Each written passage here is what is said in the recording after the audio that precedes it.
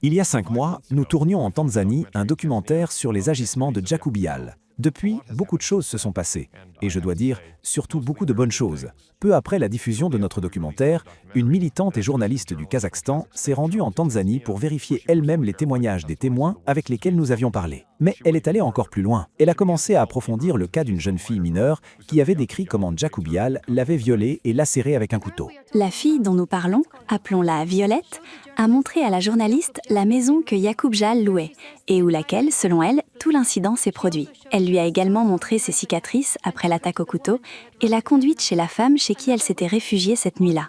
Un autre témoin, Modeste, qui se trouvait dans la même maison cette nuit-là, a également parlé de l'incident. L'enquête de la journaliste kazakh est certes très importante.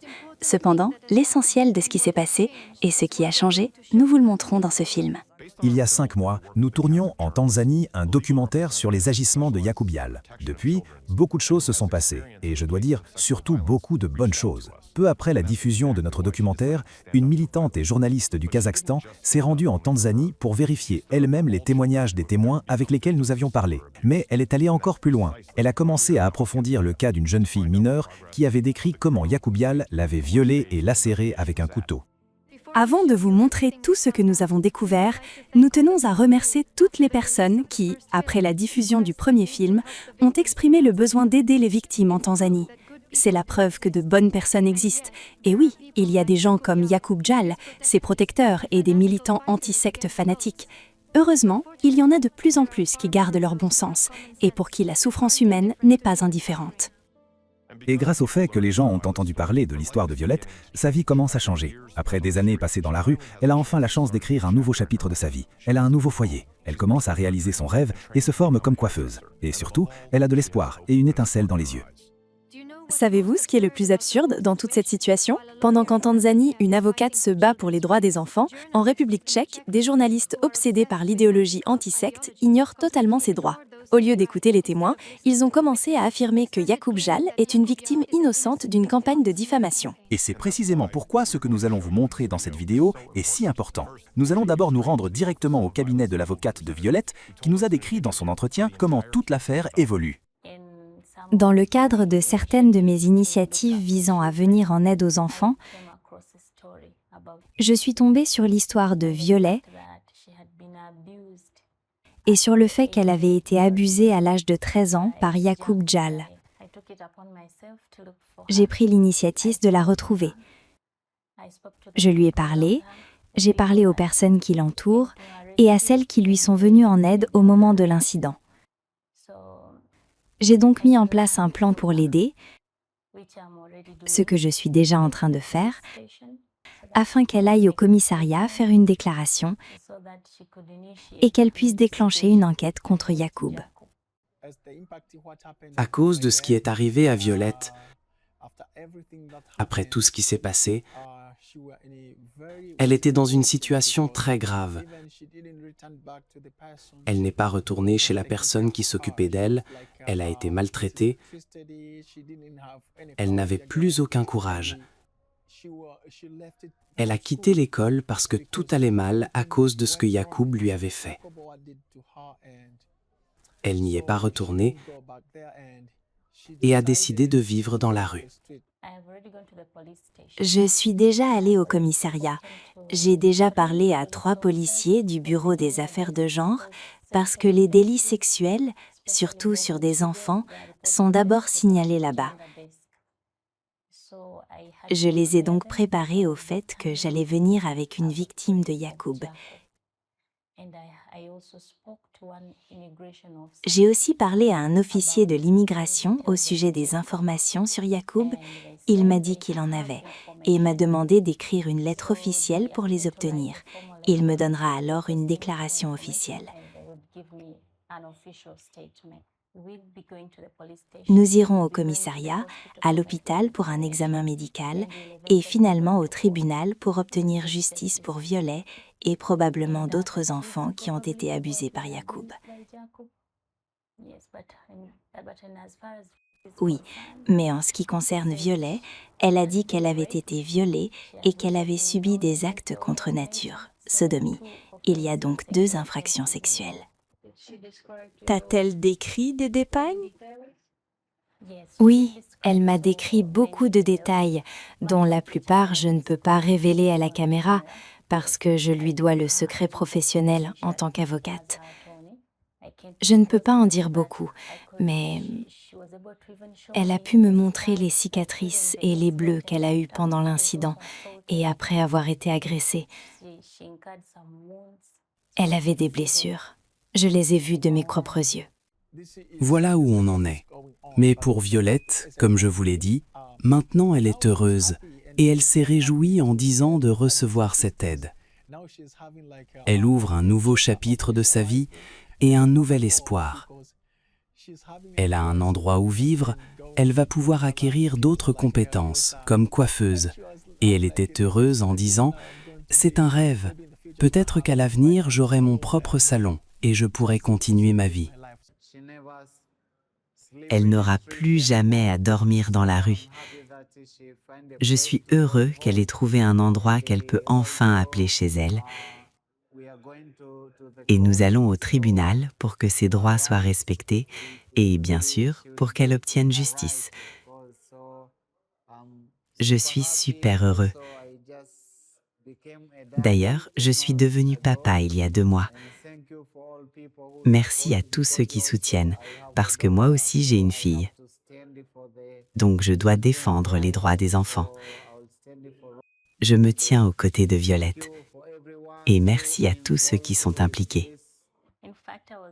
En fait, j'en discutais avec une bonne amie avocate, Judith. On pensait toutes les deux, ce que vous faites est formidable. Mais par exemple, retrouver Violet ou d'autres victimes, leur donner une voix, les mettre en contact avec un avocat, on pense que ça ne devrait pas s'arrêter là. Car la plupart de ces enfants n'ont ni tuteur ni parents. S'il était possible d'organiser un suivi, une fois qu'on a sauvé cet enfant, victime d'abus, le placer dans un bon centre de réhabilitation avec un accompagnement psychologique où quelqu'un s'occupe bien d'eux. Par exemple, dans le cas de Violet, elle a abandonné l'école pour qu'il puisse retourner à l'école.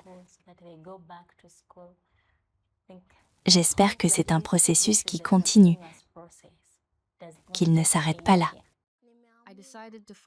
J'ai décidé de porter plainte à la police parce que j'ai trouvé une avocate qui a accepté de rouvrir et de relancer l'affaire.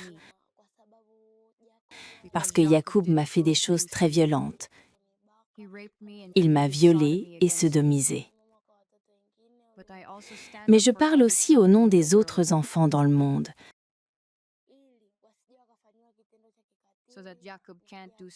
Pour que Yacoub ne puisse plus jamais commettre de tels crimes contre d'autres enfants. Et je remercie également mon avocate de me défendre et d'avoir relancé mon dossier concernant les actes de Yacoub. Je parle pour les enfants du monde entier, en Afrique et en Europe. Et je remercie encore une fois mon avocate pour son soutien, ainsi que tous ceux qui ont vu ma première vidéo et ont décidé de m'aider. Qu'est-ce que tu penses qu'il serait arrivé ensuite si tu n'avais pas pu t'enfuir? Qu'est-ce qui se serait passé si tu n'avais pas réussi à t'échapper? Il m'aurait complètement tuée. Vous l'avez donc entendu vous-même. L'avocate en Tanzanie, qui a vu notre film et a également parlé à la journaliste du Kazakhstan, s'est elle-même intéressée à l'affaire Yacoub Jahal. Elle a retrouvé Violette et d'autres témoins. Elle a documenté toute son histoire. Elle a commencé à traiter cette affaire avec la police et est prête à représenter Violette dans la procédure pénale pour viol et violences sexuelles, passible de lourdes peines de prison en Tanzanie. Avant de vous montrer comment certains journalistes tchèques ont réagi à notre travail, nous tenons avant tout à remercier l'avocate pour son courage et l'engagement incroyable qu'elle met dans cette affaire. Nous lui sommes vraiment reconnaissants de nous avoir invités en Tanzanie, précisément au moment où nous avons pu voir de nos propres yeux comment la vie de Violette commence enfin à s'améliorer.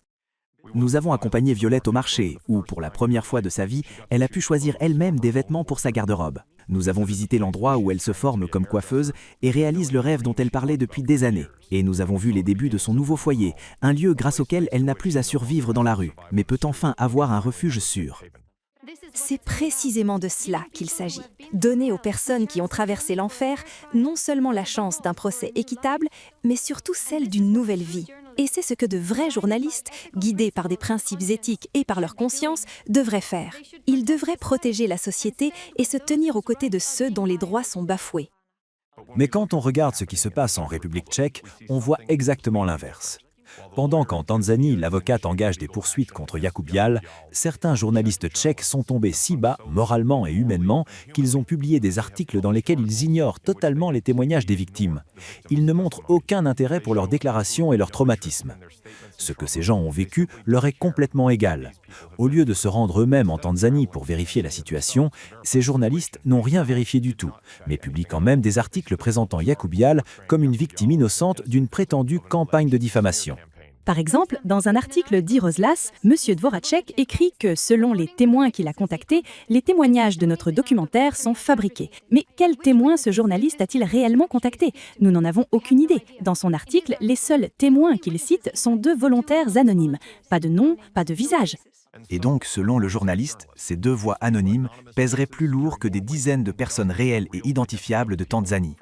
Apparemment, ces 2 volontaires anonymes pèseraient plus lourd que de véritables volontaires slovaques comme Monika Churinova, Tatiana Finikova ou sa mère, qui ont envoyé à plusieurs reprises des milliers d'euros sur le compte de l'organisation de Jal, croyant aider à construire un orphelinat pour enfants africains. Mais le journaliste ne leur a même pas parlé. Bien qu'ils soient des témoins clés, il ne leur a donné absolument aucune place pour commenter l'affaire.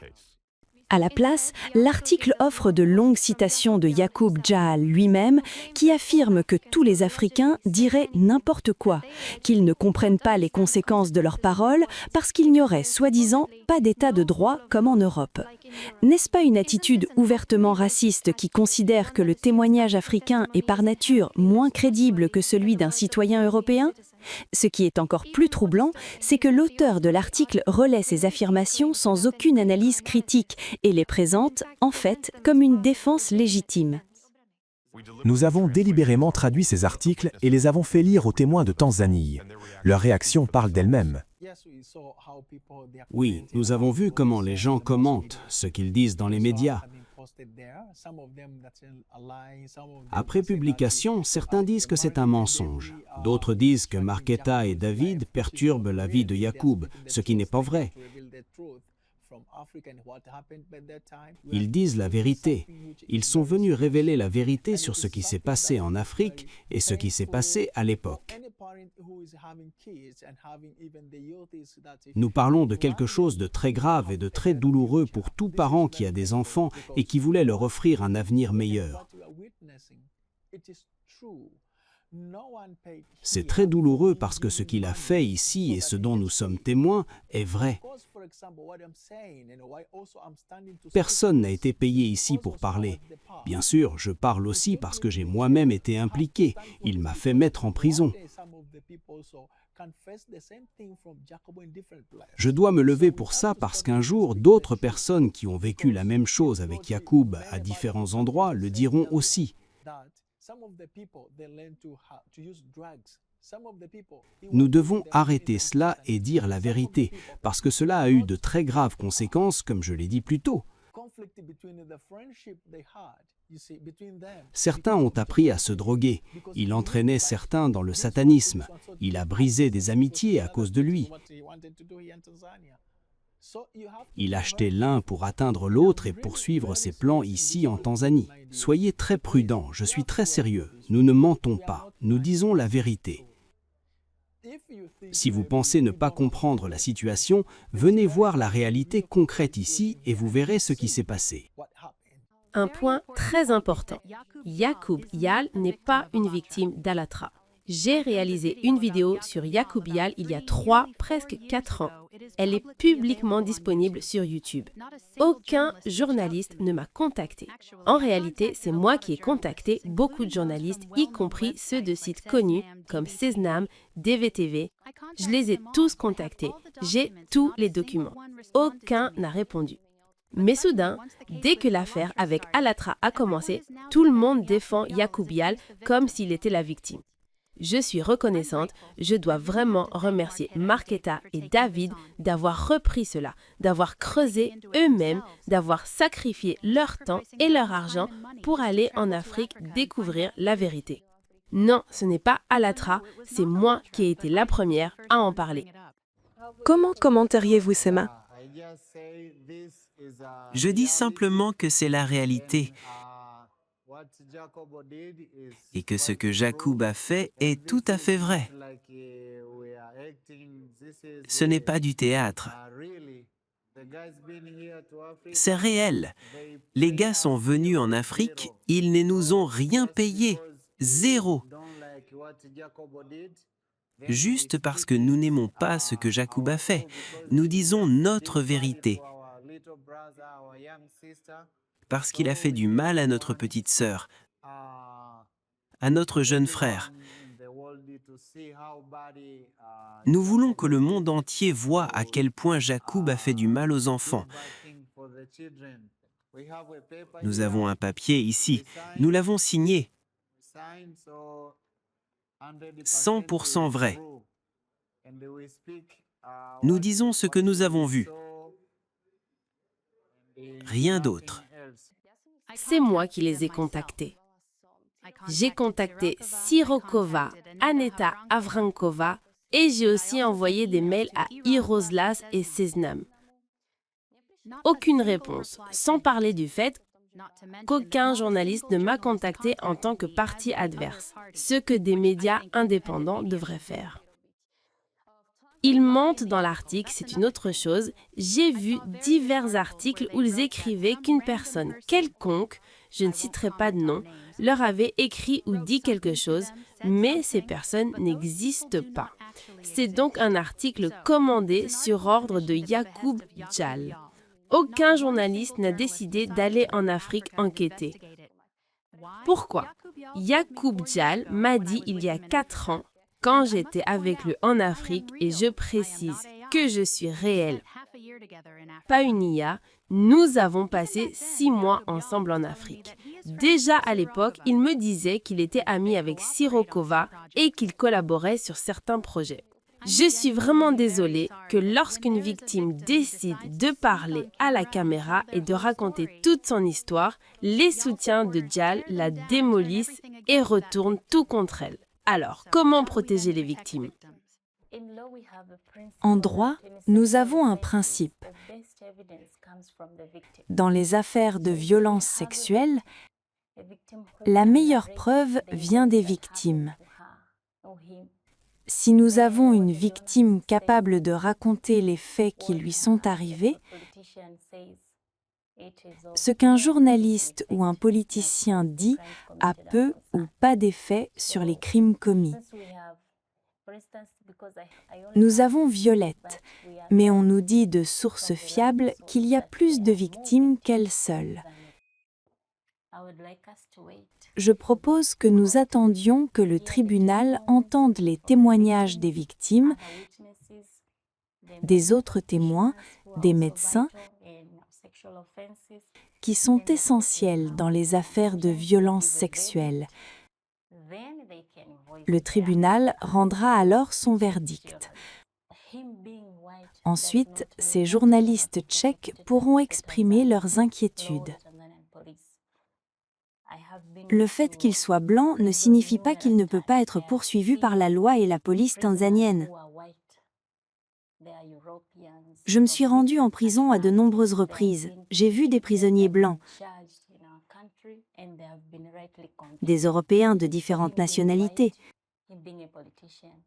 Ils ont été poursuivis, inculpés dans notre pays et condamnés à juste titre. Être blanc, être politicien ne lui donne aucune immunité. Ça ne l'aidera en rien. S'il est reconnu coupable, il sera condamné, qu'il soit blanc ou soutenu politiquement. Il y a aussi beaucoup de politiciens dans notre pays qui ont été emprisonnés pour les délits qu'ils ont commis. Être soutenu par quelqu'un de riche ou être blanc n'a aucune importance face à nos lois en Tanzanie. Je n'ai pas peur. Cela fait 9 ans que j'exerce, je ne suis pas si facile à ébranler.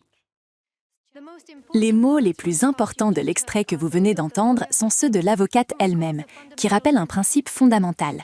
Dans les affaires de violences sexuelles, le témoignage de la victime constitue la preuve la plus importante, pas ce qu'en dit un journaliste. C'est pourquoi il nous est incompréhensible que des journalistes ne fassent aucun effort pour contacter ces personnes et entendre leur histoire de vive voix. Regardons de plus près à quel point la manipulation est profonde dans certains articles de journalistes tchèques concernant cette affaire. Le pire, c'est la différence de traitement entre Jakub Jal d'un côté et les témoins et les victimes tanzaniens de l'autre. Jal est présenté dans les articles comme un youtubeur qui ne fait que filmer des vidéos, comme un étudiant d'une université prestigieuse. En même temps, il est présenté avec compassion comme une victime qui souffre de crises de panique et qui fait l'objet de menaces anonymes à cause des accusations. En revanche, que disent les journalistes des personnes en Tanzanie? Elles ne sont que des prétendus témoins et des prétendues victimes. Leur parole directe n'est jamais citée, alors même qu'elles témoignent avec beaucoup de détails dans le documentaire. Leur nom ou leur visage ne sont jamais montrés, alors qu'ils apparaissent dans le documentaire. Dans les articles de ces journalistes, on a l'impression que les Tanzaniennes ne sont même pas des personnes qui auraient des droits, comme si le traumatisme qu'ils ont vécu n'avait aucune importance, comme si leur voix n'avait absolument pas le droit d'être entendue. Quand vous voyez ce type d'argumentation dans les articles, dites-moi, est-ce que cela ne vous fait pas penser que c'est une forme de racisme? Parce que tout le récit de ces articles repose sur une seule prémisse. La parole d'un Européen blanc issu d'une université prestigieuse pèse automatiquement plus lourd que celle de dizaines d'Africains et de leurs enfants. Par ailleurs, le titre lui-même hurle « Une secte veut détruire un homme tchèque, l'État ne peut pas le protéger ». Vous voyez la logique? Selon ces journalistes, la souffrance d'un étudiant tchèque constitue littéralement une tragédie nationale. Et la souffrance des gens en Tanzanie, c'est une question qui, à en croire tout, ne les préoccupe absolument pas. Au lieu d'enquêter sérieusement sur des accusations de pédophilie et de violences sexuelles, qui font partie des crimes les plus graves dans n'importe quel système judiciaire, ils ont choisi la voie de l'ignorance, du bâillonnement et du ridicule. Maintenant, imaginez-vous à la place de Violette. Vous avez encore des cicatrices visibles sur le corps après une attaque au couteau. Toute votre vie est marquée par un traumatisme effroyable. Et soudain, vous lisez des articles où des journalistes écrivent que votre témoignage n'est pas fiable. Ils ne vous ont jamais contacté, ils ne vous ont jamais parlé. Ils vous montrent clairement qu'ils se désintéressent totalement de votre traumatisme. En revanche, vous voyez ces mêmes journalistes protéger l'homme qui a détruit votre vie, lui offrir largement la parole pour se défendre, reprendre sans aucun esprit critique le moindre de ses mots, tout en vous ignorant complètement, vous, la victime. Comment vous sentiriez-vous ? Peut-être comprenez-vous maintenant pourquoi l'avocate tanzanienne a décidé de prendre la défense de Violet. Pourquoi elle fait tout ce qu'elle peut pour que le tribunal tanzanien entende Violet et tous les témoins. Et pourquoi elle est si déterminée à obtenir justice. Parce qu'il faut bien que quelqu'un le fasse. Et croyez-moi, quand cette avocate a lu ces articles, cela lui a donné une motivation encore plus grande de se battre sincèrement pour les droits de Violet et des autres enfants. Cependant, ignorer et faire taire les témoignages des habitants tanzaniens n'est pas la fin de la manipulation dont ces journalistes ont fait preuve. Un faux témoin est également apparu dans leurs articles. Et maintenant, faites bien attention, car c'est vraiment scandaleux. Le journaliste écrit dans son article, je cite, « Iroslas.ced a également contacté, via WhatsApp, la directrice de l'orphelinat où Jal et d'autres volontaires ont travaillé. Elle a catégoriquement nié que les faits mentionnés par les personnes interrogées dans la vidéo se soient produits à l'orphelinat de Moshi. » Ça a l'air convaincant, n'est-ce pas? La directrice de l'orphelinat, dont on ne donne même pas le nom, confirme l'innocence de Jal. Mais il y a un problème fondamental. Nous nous sommes personnellement rendus dans cet orphelinat, dont la directrice est Stella, et l'éducatrice, qui y travaille depuis 2016, nous a confirmé devant la caméra que Jakub Jal n'a jamais travaillé dans cet orphelinat, et même qu'elle ne l'a jamais vu. C'est comme si vous demandiez au patron d'une pizzeria quelconque de Prague si Jakub Jal y avait déjà cassé une assiette. Bien sûr que non, puisqu'il n'y a jamais mis les pieds. Mais le journaliste présente cela comme une prétendue preuve que Jakub Jal est innocent. Ici, une question fondamentale doit être posée. Le journaliste a-t-il intentionnellement utilisé un faux témoin dans le cadre de la défense de Jal, ou est-ce Jakub Jal qui lui a donné le numéro d'un orphelinat où il n'a jamais travaillé, et le journaliste a-t-il été si peu professionnel qu'il n'a rien vérifié du tout? Nous ne connaissons pas la réponse, mais dans les deux cas, le résultat est le même. Les lecteurs sont trompés. Nous allons maintenant appeler Stella de l'orphelinat Kilimanjaro. Un journaliste d'Iroslas lui a écrit et Stella a répondu qu'il n'y avait absolument aucun abus dans son orphelinat. C'est parfaitement logique puisque Yacoub Djal n'a jamais fréquenté son orphelinat. Tous les témoignages qui font partie du documentaire et dont les témoins ont parlé concernaient soit le centre Nature and Skills, soit la maison de Rao. Si le journaliste d'Iroslas a obtenu le contact de la part de Yacoub Djal, il s'agissait délibérément d'un faux contact pour couvrir les traces. Nous allons donc essayer d'appeler Stella et lui demander à quelle fréquence Yacoub Djal est venu dans son orphelinat et combien de temps il y a passé. Je pense que vous allez entendre la réponse vous-même.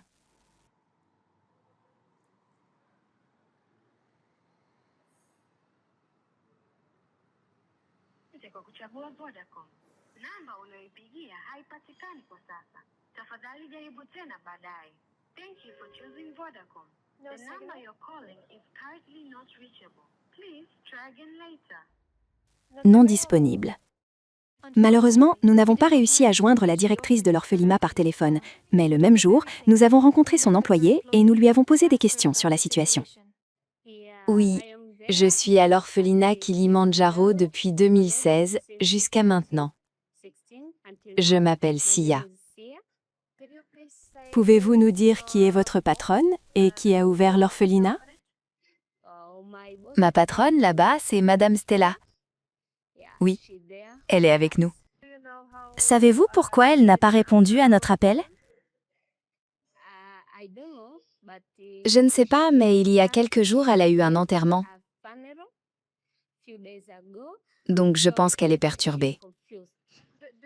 Connaissez-vous le nom Yacoub Djal? L'avez-vous vu? Je ne le connais pas. Et je ne suis pas sûre de l'avoir déjà rencontré. Donc je ne peux pas. Et je ne peux rien expliquer sur lui parce que je ne le connais pas. Savez-vous s'il a aidé d'une manière ou d'une autre? Peut-être que Stella a parfois prononcé son nom? Non, mais peut-être que s'il communique avec Stella. Mais moi, je ne peux rien dire. Et vous souvenez-vous d'un de ses amis? Parce que Tadei nous a dit qu'il envoyait autrefois son ami Martin, ou peut-être d'autres, apporter des choses pour Juma et Arjun. Oui, je me souviens de Martha. Martin? Oui. Et combien de fois est-il venu? Je ne sais pas. Mais vous vous souvenez de lui? Oui, je me souviens de lui. Vous l'avez entendu vous-même. L'éducatrice qui travaille à l'orphelinat depuis 2016 ne connaît absolument pas Yacoub Djal. Et Yacoub n'a même pas une seule vidéo sur sa chaîne consacrée à l'Afrique où on le verrait passer du temps au Kilimandjaro Children and Youth Center. Les seules vidéos provenant de l'orphelinat de Stella sont celles où son ami Martin Chicho est allé voir les garçons Juma et Arjuni après que Nature and Skills avait déjà été détruit et que Yacoub Djal avait fui l'Afrique. Comme nous le savons déjà grâce au premier documentaire, Djal a passé l'essentiel de son temps précisément au centre pour enfants Nature and Skills. Sa chaîne en apporte aussi la preuve, c'est de là qu'il a le plus de vidéos. Alors pourquoi le journaliste n'a-t-il pas contacté les personnes de ce centre? Par exemple, une femme nommée Teresa y travaille toujours, et contrairement à la directrice Stella, elle connaît très bien Yacoub Djal. Avant de passer à la suite de notre documentaire, nous voudrions redonner la parole à Tatiana Finikova, qui a décidé de fouiller dans ses anciennes conversations avec Yacoub Djal et qui a trouvé quelque chose qui va certainement vous intéresser. Quand j'ai vu la réaction de Yacoub Djal à ce documentaire, ainsi que les réactions de différentes personnes et de journalistes, j'ai décidé de rechercher des captures d'écran, des vidéos et des photos. Donc le 14 février, la police de l'immigration nous a arrêtés. Ils ont débarqué, il y avait 4 personnes armées qui ont commencé à frapper à notre portail. On a dû ouvrir parce qu'on avait peur. Miroslav Katunski s'est caché, il a réussi à se cacher. Mais ils m'ont prise moi, Yacoub Djal et Martin Chicho. Ils nous ont forcés à monter en voiture sans papier et nous ont amenés au bureau de l'immigration. C'est seulement là-bas que j'ai compris pourquoi ils nous avaient réellement enfermés. Ils m'ont pris à part et ont commencé à m'interroger. Est-ce que je savais que Yaqub Jal et Martin Chicho menaient des activités illégales en Tanzanie, qu'ils faisaient la promotion du satanisme et de l'homosexualité, et est-ce que je savais quelque chose sur des abus sexuels sur enfants? Ils m'ont aussi demandé si je pouvais confirmer que c'était vrai, etc.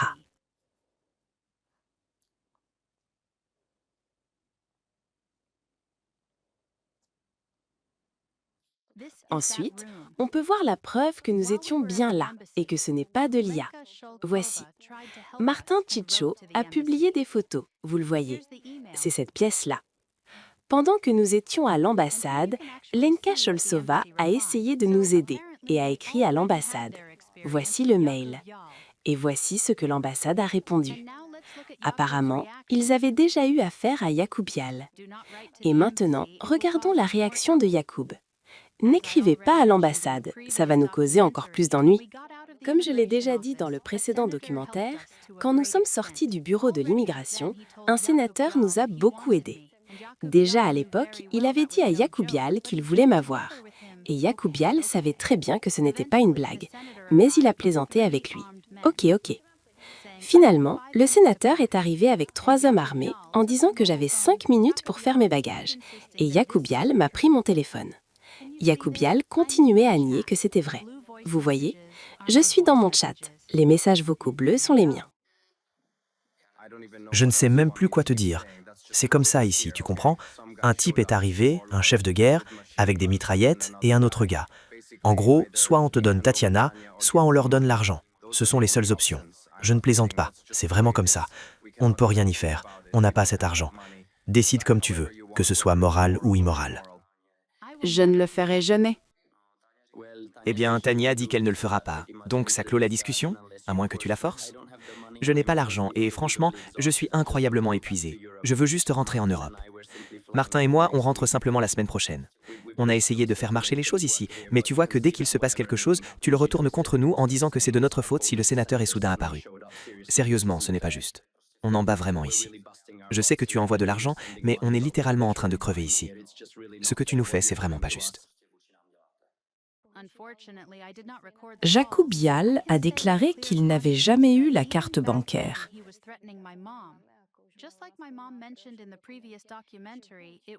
On peut regarder ça.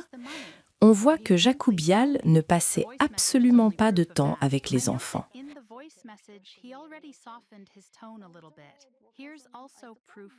Souvent, je lui écrivais « Où es-tu? Viens ici !» Au lieu d'être avec moi, il m'appelait pour que j'aille chercher l'argent. Je pense que c'est déjà la preuve principale que je devais vraiment le supplier pour avoir cet argent quand j'en avais besoin pour les enfants.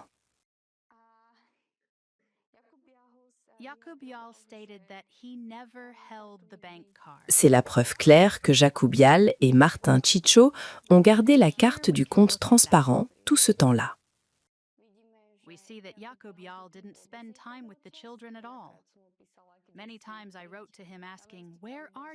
Il y a beaucoup plus de preuves. Malheureusement, nous ne pouvons pas publier toute la communication, mais elle fait partie de l'enquête.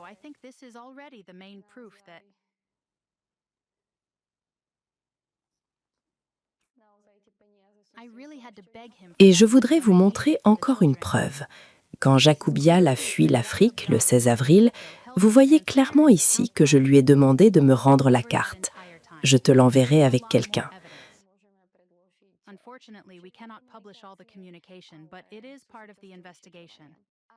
Bien sûr, il ne me l'a pas envoyé et l'a emporté avec lui en République tchèque, avec tout l'argent.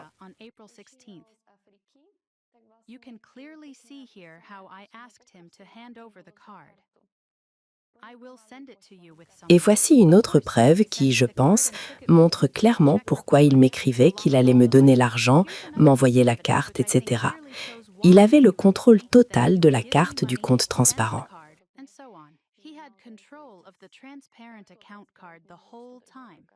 Pour être sûr, on clique et on voit parfaitement que c'est Yaqub Jal.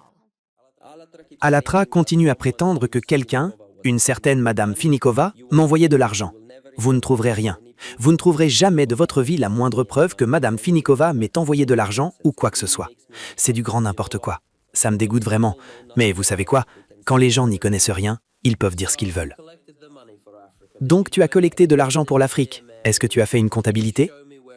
Chère Mary, peux-tu me montrer d'où tu tiens la formation? D'où tu sors que j'aurais eu accès à un compte financier? Alors qu'est-il arrivé à l'argent que tu collectais pour les gens du coin? Où ça, Natalka? Dis-moi s'il te plaît. Dis-moi qui me l'a envoyé et où. Ça nous aide même si vous envoyez 100 couronnes. Bien sûr, 500 c'est super, et 1000 ce serait génial. Et si vous êtes député ou personne riche, bien sûr vous pouvez envoyer plus, on vous serait vraiment reconnaissant. Mais même si vous donnez 100 ou 200, ce que certains font, si tout le monde donne comme ça... Et des euros aussi. 5 euros c'est super. Exactement, mais bien sûr 50 c'est mieux. Bien sûr 50 c'est mieux. J'ai hâte que les volontaires arrivent. Ça veut dire plus de progrès. Ça veut dire plus de travail, plus d'argent. Plus d'argent. Tous les jours, dès qu'on a un moment libre, j'écris à mes amis, mes potes sur Facebook. Et je supplie sans arrêt. Mais bien sûr, 50 c'est mieux. Et 1000 ce serait génial. Dis-moi, s'il te plaît, qui me l'a envoyé et où? Je voudrais aussi vous demander ceci. Dans sa réaction au documentaire, Yacoub Jal explique qu'il n'a jamais été seul en Afrique, qu'il y avait toujours des volontaires et qu'il passait tout son temps avec eux, jamais à voyager tout seul. D'après votre expérience, quand vous étiez là-bas avec lui, est-ce vrai? C'est absolument faux. Yacoub Jal n'a même pas passé un quart du temps que nous passions avec les enfants. Il ne venait voir les enfants uniquement quand il avait besoin de prendre des photos pour son contenu ou quand il devait mendier de l'argent pour qu'on lui en envoie. Il joignait le plus souvent le numéro de son compte bancaire personnel et il était concentré sur ses différents projets, comme le projet Rastafari. Il traînait avec le gang local et souvent il ne réapparaissait pas pendant plusieurs jours. Voilà la réalité. Yacoub Jal est effectivement avec des volontaires dans beaucoup de cas, mais même les locaux peuvent confirmer qu'il y a eu des périodes où il était seul en Afrique. Surtout au début, quand il est arrivé pour la première fois, il était seul, ce que Yacoub Jal lui-même confirme dans ses vidéos. Il suffit de vraiment chercher sur Google et de regarder ses vidéos. Il y en a beaucoup. Mais même quand il était là avec vous, y avait-il davantage de volontaires tchèques et slovaques? Étiez-vous toujours ensemble avec ces volontaires, mais pas Yacoub Jal? Yacoub Jal était très peu avec nous. En général, il partait et disparaissait toute la journée quelque part. Parfois, il partait 2 ou 3 jours. Donc, il était vraiment très peu avec nous et laissait les volontaires tout seuls. Il a même laissé là-bas sa copine d'enfance et a fui l'Afrique alors qu'elle restait seule avec nous. Nous savons que des représentants du parti pirate étaient en Tanzanie avec Yacoub Jal. Ma question est-ce que vous les connaissez aussi ou les avez-vous rencontrés là-bas en Afrique? Personnellement, je n'ai rencontré aucun membre du parti pirate en Afrique. En revanche, je sais grâce aux locaux et grâce à des photos sur divers réseaux sociaux qu'Antonine Skeibal, qui est un représentant du parti pirate, était là avec lui. Je sais aussi, grâce aux locaux, qu'il allait très souvent avec Yacoub Jal chez le gang local et qu'ils fumaient de l'herbe ensemble tous les jours. Je sais aussi pour František Navratil, qui, d'après ce que je sais, n'y était pas personnellement, mais qui soutenait beaucoup Jal et lui envoyait beaucoup d'argent. Le parti pirate a soutenu très activement Yacoub Jal. J'ai moi-même été à leur antenne de Brno chercher des t-shirts comme matériel promotionnel qu'ils avaient envoyés en Tanzanie. Il existe des photos d'enfants du coin qui les portent. On a même forcé des petits-enfants à dessiner des symboles pirates sur du papier et ces affiches ont ensuite été rapportées au parti pirate en République tchèque. Le parti les a utilisées comme matériel promotionnel. Revenons aux activités de Yacoub Jal dans les orphelinats. Pendant notre séjour, nous avons décidé de vérifier encore un point important. Dans le premier documentaire, le personnel du centre Nature and Skills a décrit des cas précis d'abus sur enfants dans leur centre. Ils ont témoigné que les garçons Abdul et Exaoudi, que Yacoub Dial avait ramenés de Dar es Salaam et qui passaient beaucoup de temps avec lui, ont commencé à avoir d'énormes problèmes à l'école. Ils ont adopté un comportement homosexuel envers leurs camarades de classe et tous les deux ont dit que c'était Yacoub Dial qui leur avait appris cela. Pour vous apporter encore plus de preuves nouvelles dans ce documentaire, nous nous sommes rendus personnellement dans l'école qu'Abdul et Exodi fréquentaient. Et oui, les enseignants nous l'ont confirmé. Ils ont décrit les problèmes liés au comportement homosexuel qu'ils avaient eu avec ces garçons. Nous sommes ici, dans l'école primaire où Yacoub a emmené Abdul et Exodi. Là, on entre dans l'école, on va parler au professeur d'Abdul et Exodi,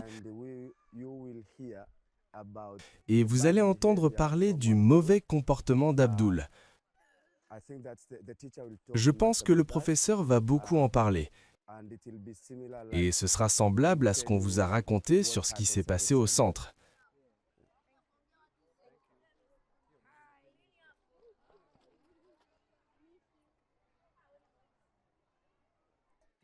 Oui, les professeurs nous appelaient parce qu'à cette époque, Yacoub n'était plus en Tanzanie.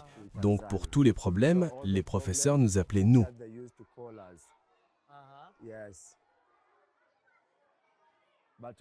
Mais aussi, comme vous voulez faire une interview, il faut voir s'ils acceptent ou pas, parce qu'on ne les a pas prévenus.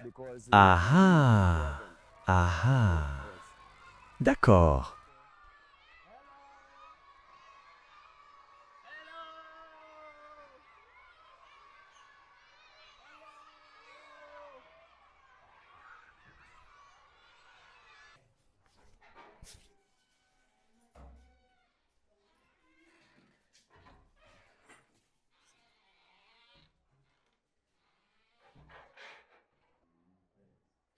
Vous vous souvenez d'Abdul et Exodi? C'était il y a environ 4 ans. Mais vous vous souvenez d'eux?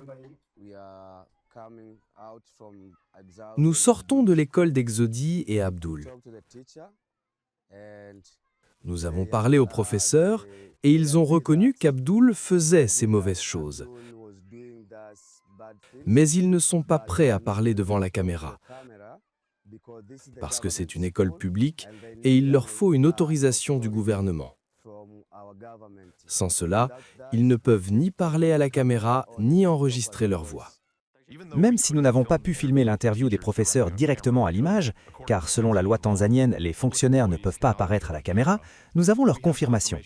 Les journalistes tchèques peuvent eux-mêmes parler à ces professeurs et ensuite écrire un article.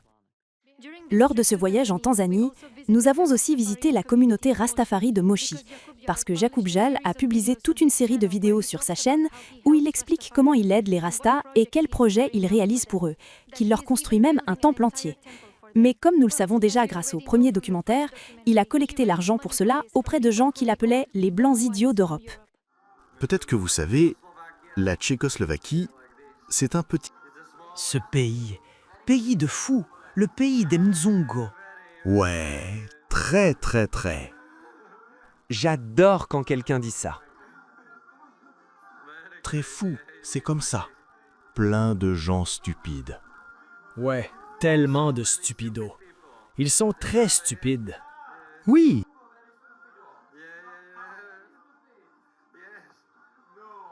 Non. Si. Oui, bien sûr. Pourquoi? Tellement. Parce qu'ils sont fanatiques. Oui, mais tu sais, les gens en Mzungu, beaucoup d'informations, ils savent beaucoup de choses, mais stupido?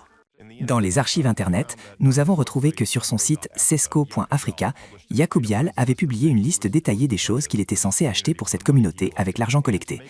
Et pour que ce soit encore plus intéressant, en 2024, il a écrit un mémoire de bachelor sur le rastafarisme intitulé « Ganja dans la foi et la pratique des rastafariens ». On dirait vraiment que la culture rasta lui est devenue très chère. La première fois que Yacoub est venu, il est venu en touriste. Il cherchait des cadeaux, des souvenirs à ramener chez lui. Je l'ai rencontré, on a discuté ensemble et il m'a expliqué son idée, son opinion, ce qu'il voulait faire ici. La première fois, je me suis dit que c'était une très bonne idée, mais après avoir passé du temps avec lui, j'ai compris que ce n'était pas une bonne idée. Parce que, comme je vous l'ai dit, ici c'est notre église, Isaiah Rasta's Church. Il faisait semblant d'être Rasta lui aussi, mais il n'est pas Rasta. Quand il est venu, il a vu ce projet en cours et il a promis à la communauté Rasta qu'il achèterait ou apporterait certaines choses. Mais en réalité, il ne l'a pas fait. Il a ouvert un projet en République tchèque comme une collecte. Il a écrit sur Internet combien d'argent il avait donné là-bas. On va le lire maintenant et vous nous direz si c'est vrai, s'il a vraiment apporté ces choses. Je vais le lire en swahili. Projet Rasta. Construction du temple, 225 000. Banc du temple, 90 000. Instruments de musique, 45 000. École panafricaine. Fondation plus toit, 250 000. Frais administratifs, 150 000. 400 000. Photocopie de livres Rasta, 45 000. Traduction de livres Rasta, 30 000. Transport, 120 000. Tapis pour la communauté de méditation, 70 000. Transport, 20 000. Est-ce que Mouyou a apporté ces choses ici? Est-ce qu'elles servent encore à la communauté?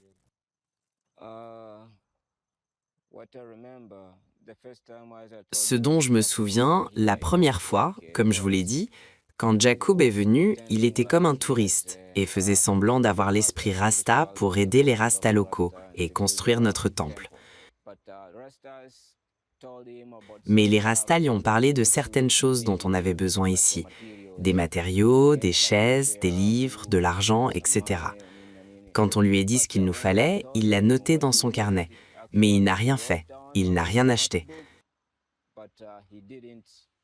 Donc nous non plus, on ne sait pas s'il a vraiment collecté de l'argent chez les Tchèques pour l'apporter aux Rastas. On ne sait pas, parce qu'on n'a rien vu de sa part. Il venait ici fumer de l'herbe, parler, blablater, mais il n'a rien fait pour notre communauté Rasta. Il n'a rien acheté du tout. Donc s'il a collecté de l'argent chez les Tchèques, c'est un menteur, c'est un voleur. Je ne l'ai vu que quand il avait besoin de fumer de l'herbe. Comme 4 jours par semaine ou 5 jours par semaine. Il ne manquait que 2 jours maximum par semaine, mais seulement du lundi au vendredi, il venait ici pour fumer de l'herbe. Il a aussi changé d'endroit parce qu'il n'a jamais tenu ses promesses. Ses promesses étaient censées aider les Rastas à construire l'église, mais il a noté ce dont on avait besoin, les matériaux et tout, mais au final, on n'a rien vu de sa part. Parfois, on organise des petits spectacles. On avait organisé un événement. En fait, c'était un vrai événement. J'ai appelé des amis à moi. J'ai des amis qui travaillent dans une radio ici à Moshi. J'ai appelé mes amis, on retrouvait Mbouyou, on s'asseyait ensemble, on organisait l'événement. Le jour de l'événement est arrivé, on y est tous allés, la musique passait. Mbouyou buvait de la bière, et cet autre ami, je le connais sous le nom de Moana Malundi. Il buvait. Mais à la fin du spectacle, ça ne s'est pas bien terminé. Au milieu de la nuit, Mbouyou a commencé à se battre avec moi. Genre, il me disait que les gens allaient venir, beaucoup de monde, qu'on allait gagner beaucoup d'argent. Il s'attendait à gagner gros. Donc, ça ne s'est pas bien terminé. On s'est battu avec lui. Non, je vais t'emmener au poste et tout. Il s'est mis à se battre avec l'autre animateur radio. Ne me parle pas, je vais au poste. J'ai dit non, tu ne peux pas. Tu ne peux pas m'emmener au poste parce que je ne me suis pas battu avec toi. On avait un plan d'événement. C'était pour rassembler les communautés et leur expliquer ce qu'on peut faire, leur enseigner ce qu'est le Rasta, pas pour gagner beaucoup d'argent. Je l'ai laissé tomber. Je l'ai laissé tout seul. À partir de là, je n'étais plus proche de lui. Mais un de mes amis est venu me voir et m'a dit qu'il avait été arrêté par Mbouyou. Je lui ai demandé pourquoi. Il m'a dit, Bouyou m'a emmené au poste. Pourquoi? Il m'a dit, il voulait que j'aie des relations sexuelles avec lui. Je n'ai pas voulu. Du coup, il a payé la police et ils m'ont enfermé. Je lui ai dit, désolé. Je sais juste que Bouyou n'est pas quelqu'un de bien. Quand j'ai commencé à regarder ses pages, Facebook, Instagram, j'ai vu des trucs sataniques et des gays et des lesbiennes. Et je dis aux autres amis, à certains artistes et rastas, que ce type est mauvais. Il n'est pas bon pour nous. C'est Satan. Comment décririez-vous son comportement? Son comportement. D'après les enfants du coin, certains enfants ont dit des choses folles sur lui. Ils disaient que parfois il abusait des enfants de manière anormale, en donnant de l'herbe, des cigarettes ou de l'alcool aux petits. Ce n'est pas bien. Et il faisait aussi semblant de s'occuper des enfants ou de les aimer, mais d'une mauvaise manière, en leur apprenant comment être lesbienne ou gay, en pratiquant ces activités avec les enfants. Je peux tout lui dire en face. Je peux lui parler comme ça et lui mettre une gifle pour ce qu'il faisait. Et il sait que ce n'était pas bien. Les mots des personnes sur lesquelles Yacoub Jal a écrit son mémoire de bachelor peuvent se résumer ainsi. Menteur, voleur, Satan. Même la communauté Rastafari, des gens que nous pensions pourtant être les amis de Jal, n'a pas trouvé un seul mot gentil pour lui. Eux aussi ont confirmé ce que nous avions déjà compris en tournant le premier documentaire. Vous vous souvenez de la mère célibataire qui vivait dans une maison en terre battue et s'occupait de ses enfants? Yacoub Jal est allé la voir, lui a promis de l'argent, a pris des photos de ses enfants avec des pancartes « Merci pour votre soutien », puis ils ne l'ont plus jamais revu. Et les Rastafariens nous ont simplement confirmé par leurs témoignages que ce scénario s'était répété partout. Ils promettaient quelque chose partout, filmaient des vidéos partout, collectaient de l'argent pour tout le monde, mais ensuite ils disparaissaient simplement, partaient ailleurs et ne donnaient rien à personne. Maintenant, nous allons vous montrer quelque chose qui va peut-être vous surprendre. Nous avons décidé d'appeler Yacoub Jal directement depuis la Tanzanie, et en présence de certains témoins du premier documentaire, ainsi que des Rastafariens que vous venez d'entendre. Nous sommes actuellement en présence de témoins qui ont témoigné que Yacoub Jal a commis des violences sexuelles et physiques sur eux et sur des enfants, en leur injectant, paraît-il, des substances inconnues. En journalisme, on donne aussi la parole à l'autre partie pour qu'elle puisse s'exprimer. Donc maintenant, ensemble, en présence des témoins, nous allons appeler Yacoub Jal et lui donner l'occasion de parler à ces personnes, de leur poser des questions ou de leur dire ce qu'il veut. Allons-y. L'abonné n'est pas disponible. Veuillez rappeler plus tard. Ah, il n'est pas joignable. Je peux essayer de l'appeler sur WhatsApp? Bon, essayons WhatsApp.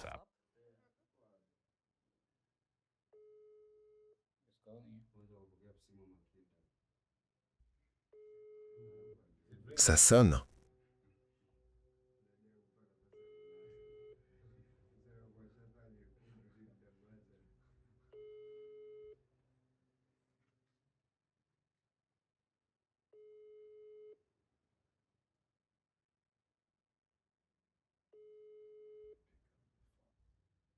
Vous êtes des ennemis?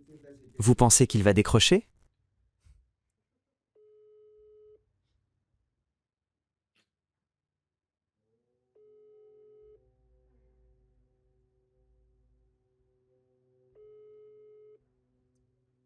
On essaie aussi l'autre numéro? Oui. On a un deuxième numéro. On peut essayer celui-là. L'abonné est actuellement injoignable. Nous vous informerons de sa disponibilité par SMS. Tu peux le dire en anglais? Donc, son téléphone est éteint, sur les deux numéros, et sur WhatsApp, il ne répond pas. D'accord. Je peux réessayer une dernière fois le premier numéro? Essayons encore une fois le premier numéro. Le numéro que vous avez composé n'est pas disponible. Veuillez rappeler plus tard. Donc, amis, la situation est malheureusement la suivante. Nous nous sommes réunis ici pour appeler Yacoub Jal et lui donner l'occasion de s'exprimer. Malheureusement, le réseau répète que l'abonné n'est pas joignable. Cette mission que nous nous étions fixée n'a donc pas réussi comme nous l'espérions. Mais je pense que, même dans cette situation, nous pouvons laisser la parole aux personnes qui se sont rassemblées ici et qui voulaient parler à Yacoub, pour qu'elles puissent au moins lui dire devant la caméra ce qu'elles ont sur le cœur. Tu peux traduire en anglais. Laisse-moi te poser une question, Monsieur Jacob. Bonjour, Monsieur Jacob. Je sais que tu reconnais ce visage et que tu te souviens d'où il vient. Maintenant, je veux te demander, où est ma putain d'argent? Tu te souviens que tu m'as volé mon argent et mon tableau dans mon atelier? Salut Yacoub, c'est Modeste et c'est la réalité. Ce n'est pas Hollywood, ce n'est pas de l'IA. C'est Modeste qui parle. Yacoub, tu sais que tu as fait beaucoup de mauvaises choses à nos enfants ici à Moshi. Je me tiens là devant la caméra et je sais que tu vas voir cette vidéo. J'ai quelques questions à te poser. Tu as abusé de nos enfants, tu t'es enfui et tu nous as fait plein de promesses que tu n'as jamais tenues. Nous resterons debout jusqu'à ce que ces enfants et moi, en tant que victimes, obtenions justice. Yacoub, où que tu sois et où que tu entendes cette voix, je veux te dire que ce que tu nous as fait n'est pas bien. Tu dois payer pour ça. Peut-être que tu iras en prison ou peut-être que tu devras rendre justice à tous ces enfants. Tout le monde est là. Ce sont tous des témoins. Tu les as tous rencontrés. À tous, tu as laissé de la douleur dans leur vie. Certains, tu les as simplement arnaqués et tu es parti avec l'argent. D'autres, tu leur as menti. Et à certains petits-enfants, tu as appris ces mauvais comportements, comme faire l'amour, devenir gay, ce qui n'est pas bien. Et ça a beaucoup affecté la société. Tu as laissé une très mauvaise empreinte dans notre société.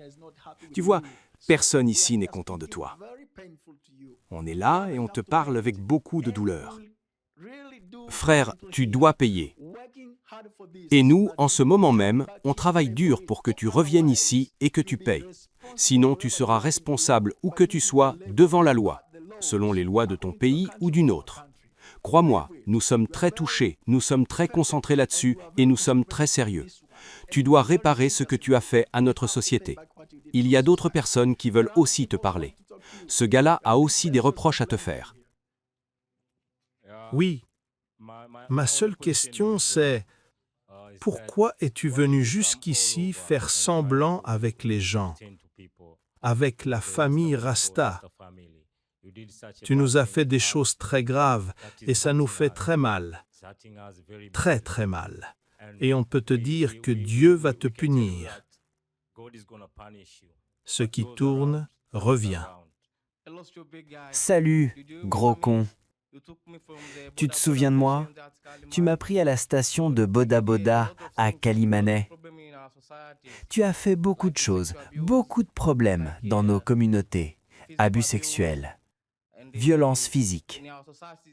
Et dans notre société, on nous a pris pour des menteurs parce que tu traitais les enfants comme des chiens.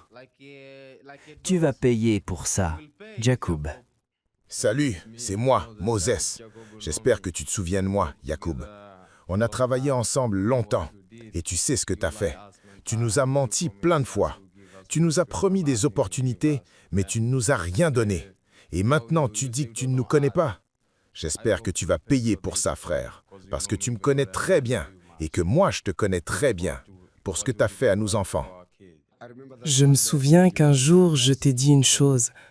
On peut tromper certaines personnes parfois, mais on ne peut pas tromper tout le monde tout le temps.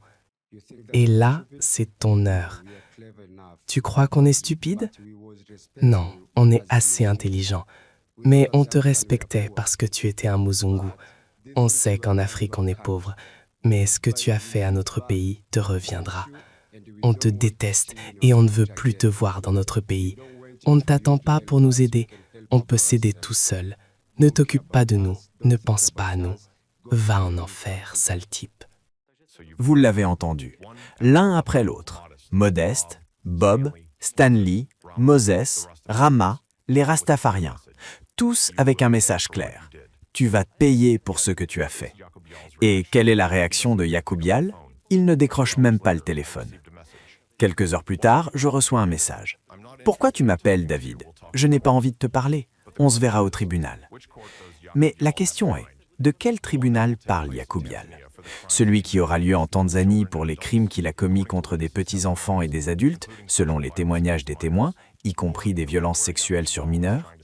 Ou celui où Yacoubial essaie de me faire taire en me poursuivant pour diffamation? Bien sûr, il en a parfaitement le droit, mais cela ne m'obligera pas à fermer les yeux sur ce que les Tanzaniens m'ont raconté.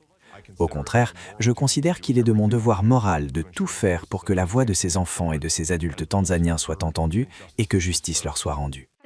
Le fait est que si Yacoubial était vraiment innocent et disposait de preuves suffisantes que ses prétendus 3 ans de travail humanitaire en Afrique ont porté des fruits, il aurait pu les présenter depuis longtemps. D'autant plus que, selon Tatiana Finikova, il a collecté jusqu'à 2 millions de couronnes auprès de donateurs.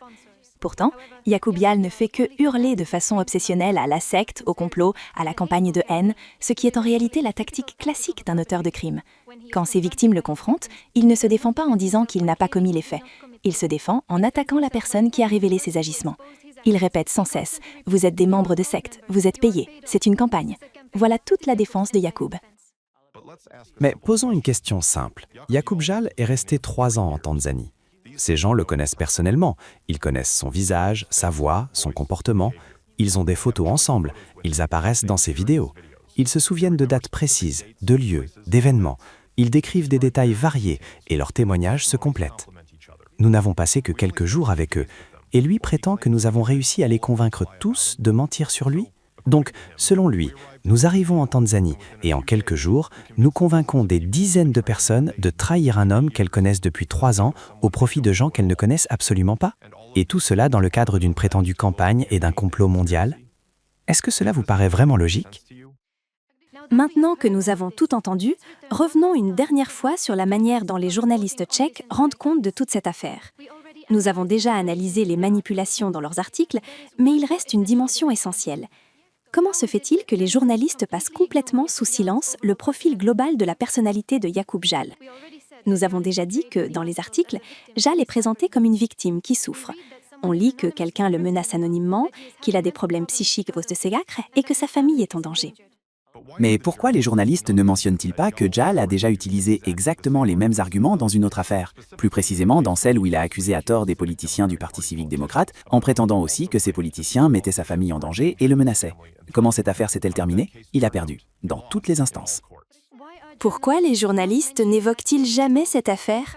Pourtant, c'est une information publique. De plus, lors du procès, un expert en psychologie clinique a établi un rapport sur Yacoubial, dans lequel il indique que celui-ci a tendance à déformer les faits et qu'il est peu fiable en tant que témoin. Et pourquoi les journalistes ne mentionnent-ils pas que Yacoubial a perdu un procès en août 2025 pour diffusion de mensonges, plus précisément contre l'association caritative Chance for Children? Le tribunal lui a ordonné de retirer les vidéos et de présenter des excuses publiques. On pourrait continuer comme cela longtemps. Ce ne sont pas des cas isolés, c'est un schéma de comportement constant. Yacoubial traîne derrière lui 10 ans de controverses. En 2011, il a brûlé un drapeau israélien devant la synagogue de Pelzaigne. La même année, il a profané un monument à l'armée américaine. En 2012, il a reconnu devant le tribunal avoir une 20aine d'infractions à son casier, et il figurait dans un rapport du ministère de l'Intérieur sur l'extrémisme en République tchèque. Plus tard, Yacoubial a fondé la communauté de Satan, où il promouvait que le sexe est un chemin divin et que l'orgasme est un avant-goût de l'éternité. Il avait littéralement écrit sur son site, je cite, « Si le paradis existait, on baiserait notre chemin juste au salut ». Rappelons-nous que, dans l'école africaine où travaillait Yacoubial, il a peint les mêmes symboles sataniques, comme le pentagramme que vous voyez maintenant sur la photo. Et s'il a peint ces mêmes symboles aux enfants dans les écoles, cela signifie-t-il qu'il voulait aussi leur enseigner la même idéologie qu'il avait écrite sur les pages de sa communauté de Satan? Et que dire des anciens membres de cette communauté, comme Svatopluk Isek? Il décrit Yal comme une personne paranoïaque, qui interdisait aux gens de communiquer entre eux et les accusait de saper la communauté quand il mettait en doute ses pratiques.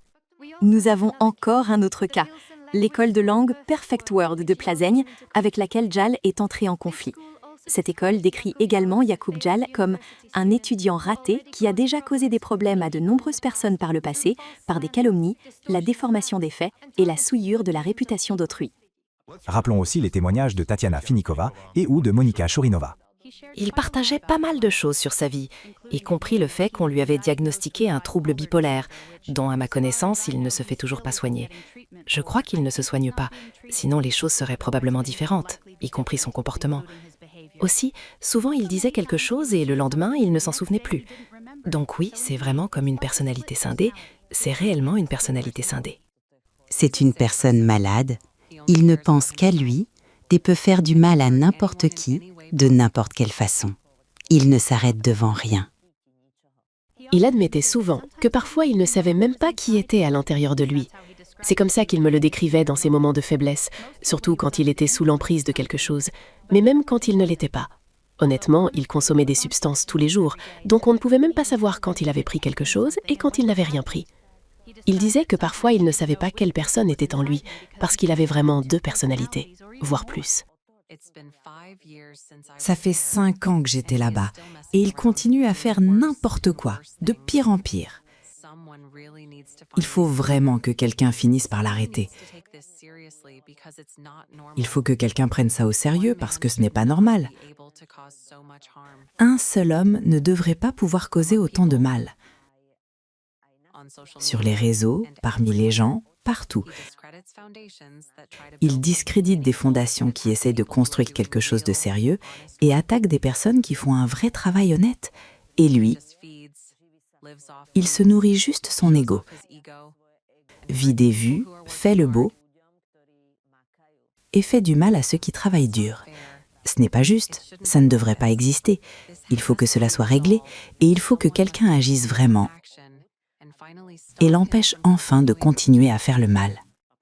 Regardons quelle photo Yaqub Jal publiait sur ses réseaux sociaux il y a encore quelques années, ou regardons son livre sur Marilyn Manson, où, entre autres, il détaille le sadisme, l'humiliation sexuelle et les abus sur femmes dont Manson se serait rendu coupable.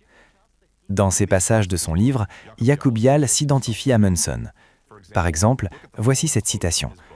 « Manson cherche probablement des petites amies qui se laissent maltraiter par lui. Inutile de le nier. La seule question est de savoir dans quelle mesure les femmes entrent librement et volontairement dans ce genre de relation et si Manson commet réellement un crime. Personnellement, je comprends d'une certaine façon la douleur de Manson. » Ou encore, « Manson n'était pas un monstre insensible. Au contraire, c'était un homme assez sensible qui avait conscience de la complexité des relations et de la difficulté de trouver un partenaire idéal. » Rappelons son rapport problématique aux drogues, qu'il n'a jamais caché. Pendant son séjour en Tanzanie, Yaqub Jal lui-même affirmait dans ses vidéos qu'il était défoncé tous les jours. Et ce n'est pas tout. Rappelons aussi le khat africain que, selon les témoins, Yaqub Jal consommait tous les jours. On sait que le khat est une substance dangereuse, surtout pour les personnes ayant une santé mentale altérée. Cette drogue contient de la catinone et de la catine, des stimulants proches des amphétamines. À usage régulier, elle peut augmenter fortement l'agressivité, provoquer de la paranoïa et des états psychotiques. Et, chose essentielle, selon des études menées en Éthiopie ou au Yémen, où cette drogue est très répandue, la consommation de khat accroît nettement la tendance à commettre des violences sexuelles. Quand on réalise que, d'après ses propres propos et d'autres témoignages, Yaqub Jal était pratiquement en permanence sous l'emprise de drogue, et qu'on lit ensuite les récits de son comportement agressif et sexuellement violent, une image très inquiétante se dessine, image que les journalistes qui le défendent avec tant de ferveur ignorent totalement. Au lieu de regarder le contexte global, des années de comportements manipulateurs, de mensonges, d'escroqueries, d'accusations contre autrui, de consommation de drogue et de problèmes mentaux, il le présente comme un étudiant d'une université prestigieuse, victime d'une campagne de haine, alors que toutes ces informations sont publiques. Décisions de justice, témoignages de témoins, affaires documentées. Pourquoi les journalistes ont-ils caché ces informations au public ? Serait-ce parce que cela briserait leur récit de la victime innocente d'une prétendue secte pro-russe ? C'est la seule chose qui intéresse les journalistes dans cette affaire grave. Le sort des enfants et des gens en Tanzanie ne les intéresse pas. Le profil global de la personnalité de Yaqub Jal ne les intéresse pas. La seule chose qui les passionne, ce sont les théories du complot sur une prétendue secte pro-russe dangereuse, qui est en réalité interdite en Russie elle-même. Comment est-ce possible ? La réponse est simple. Quand on regarde qui défend réellement Yaqub Jal, on commence à voir un lien très clair. Ce sont des personnes qui se présentent comme des démasqueurs de sectes, Elles utilisent le même vocabulaire et agissent de manière coordonnée. Tout cela rappelle fortement le réseau anti-secte lié à Alexander Dvorkin et à son organisation russe Rassirs. Je précise ici qu'Alexander Dvorkin, tout comme Yaqub Bial, est connu pour ses problèmes de drogue et de santé mentale. Dans le cas de Dvorkin, cela est confirmé par son dossier médical psychiatrique et son suivi en clinique neuropsychiatrique. La structure que Dvorkin a commencé à construire il y a 30 ans est très étroitement liée à l'Église orthodoxe russe et, selon de nombreux indices, contrôlée par le FSB. Pendant des décennies, son activité s'est accompagnée de campagnes organisées contre des innocents, fondées sur des preuves falsifiées fabriquées par les membres de ce réseau eux-mêmes. Et le pire, ces experts en secte et les journalistes qui leur sont liés démantèlent systématiquement depuis des décennies les fondements de la démocratie, divisent la société, provoquent des répressions et violent la liberté de pensée, d'expression, de conscience et de religion. Tout cela sous prétexte de lutte contre les sectes. Aujourd'hui, nous voyons ces méthodes russes exportées en Europe et dans le monde entier et utilisées pour défendre Yaqub Bial. Pendant que les membres de ce réseau défendent Yaqub sous couvert de démasquer une secte dangereuse, les vrais journalistes indépendants, qui n'ont aucun lien avec Rassirs, gardent le silence, parce qu'ils comprennent parfaitement ce qui se passe et ne veulent pas y être mêlés. Après tout, cette affaire est désormais discutée au plus haut niveau, au Congrès des États-Unis. Des preuves y ont été présentées confirmant l'existence d'un réseau coordonné qui opère selon les mêmes schémas que dans le cas de Yaqub Bial et qui se cache derrière les slogans de « lutte contre les sectes ».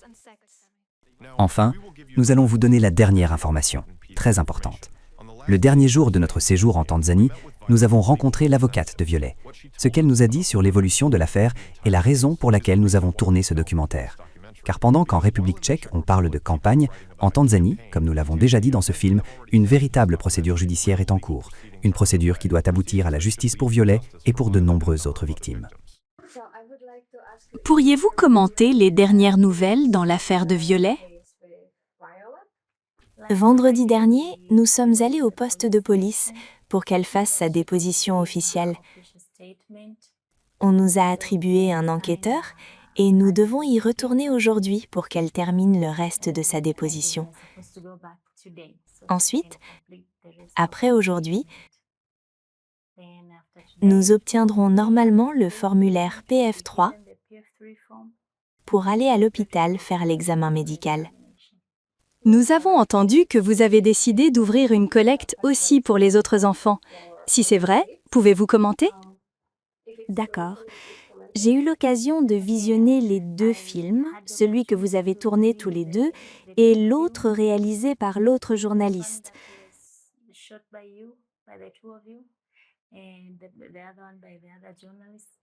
En regardant les vidéos sur YouTube, j'ai constaté qu'il y a environ 14 victimes. Je pense que toutes ces victimes ont besoin de soutien.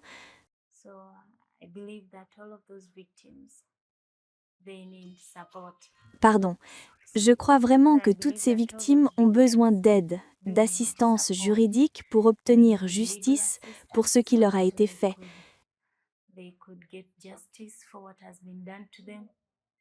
Ce qui leur a été fait est si grave que la plupart, je pense, ont des troubles psychologiques.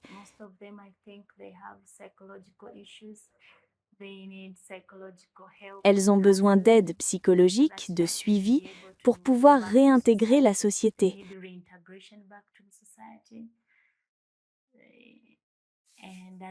Et même si je voudrais les aider toutes, je ne peux pas le faire seule.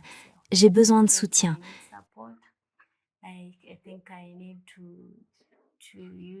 Il faudrait peut-être trouver d'autres avocats qui puissent m'aider parce que, pour Violet, je peux le faire.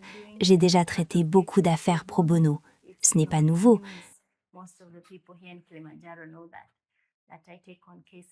La plupart des gens ici au Kilimandjaro savent que je prends des dossiers gratuitement.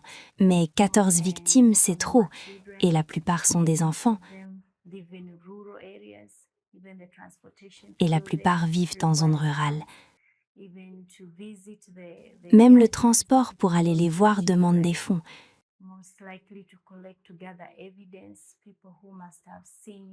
Visiter les tuteurs, les proches des enfants, recueillir des preuves, trouver les personnes qui ont dû les recevoir, ces victimes, juste après les faits, s'assurer qu'elles aillent au poste, suivre leur déposition, l'examen médical, les préparer au tribunal.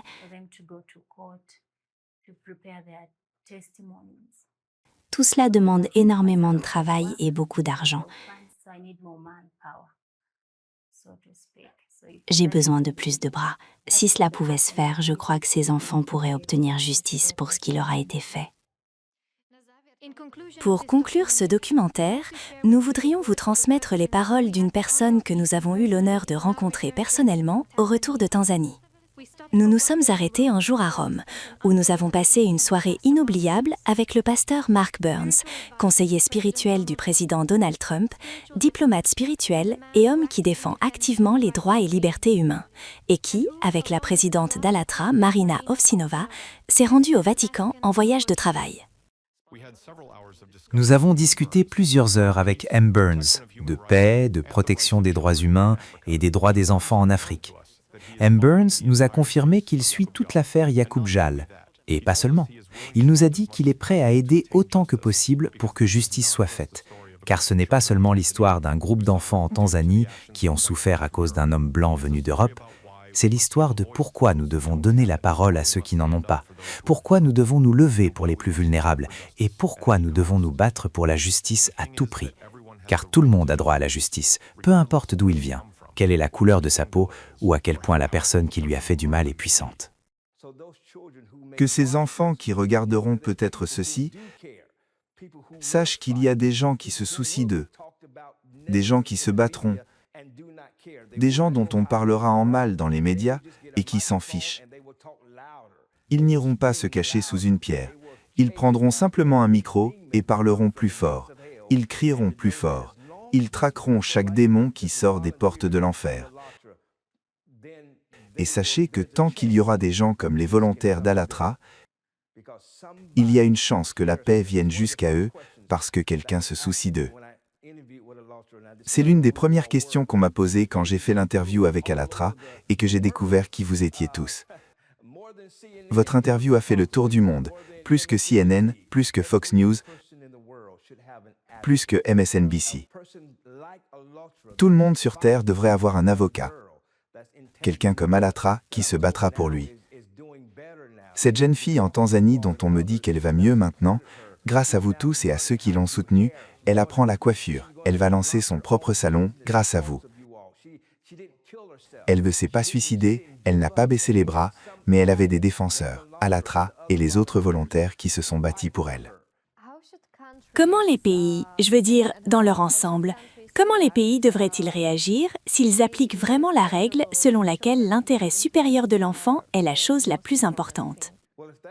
Eh bien, si cela comptait vraiment, c'est-à-dire si les pays prenaient leurs décisions en fonction de l'intérêt des enfants, ils auraient déjà gelé les avoirs de Yacoub, n'est-ce pas?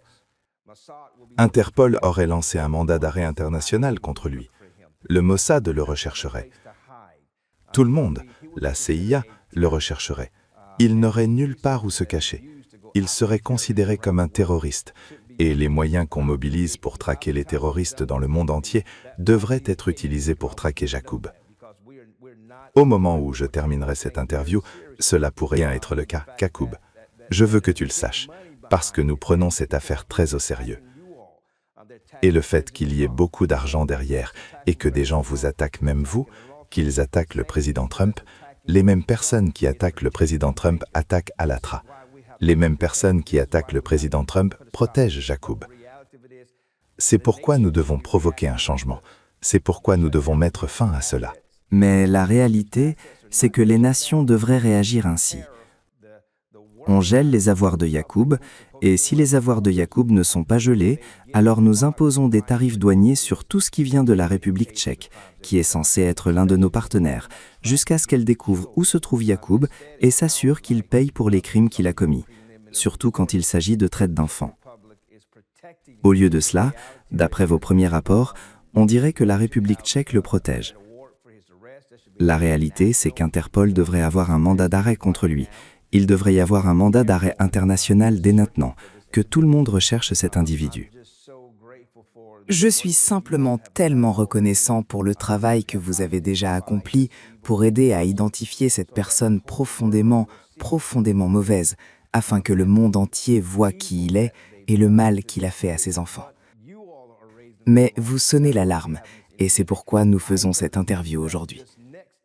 Je crois que ce prochain documentaire ou ce prochain message qui va sortir, nous mettons Yacoub en demeure dès maintenant.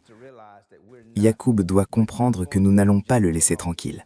Nous allons continuer à le poursuivre, nous allons continuer à aller au fond des choses. Je vais m'assurer que tous les Américains sachent ce que Yacoub a fait et ce que la République tchèque laisse se produire sous son autorité. Je ne sais pas s'ils sont au courant ou pas, parce que les relations entre les États-Unis et la République tchèque sont assez solides. C'est l'un de nos alliés. Alors crois-moi quand je te le dis. Yacoub, tes jours sont comptés, monsieur. Crois-moi, on vient te chercher. Nous n'arrêterons pas tant que tu ne seras pas en prison. Pour conclure, nous voudrions adresser nos remerciements. Nous remercions l'avocate en Tanzanie pour son travail. Nous remercions Mark Burns pour son soutien. Nous exprimons également notre gratitude au Vatican pour ses efforts en faveur du soin aux personnes. Nous remercions également l'Ordre des Jésuites pour son travail au service des autres, en particulier pour la protection de ceux qui vivent dans la pauvreté, dans des conditions vulnérables et pour la défense de la dignité humaine. Nous remercions tous ceux qui luttent pour rendre notre monde meilleur.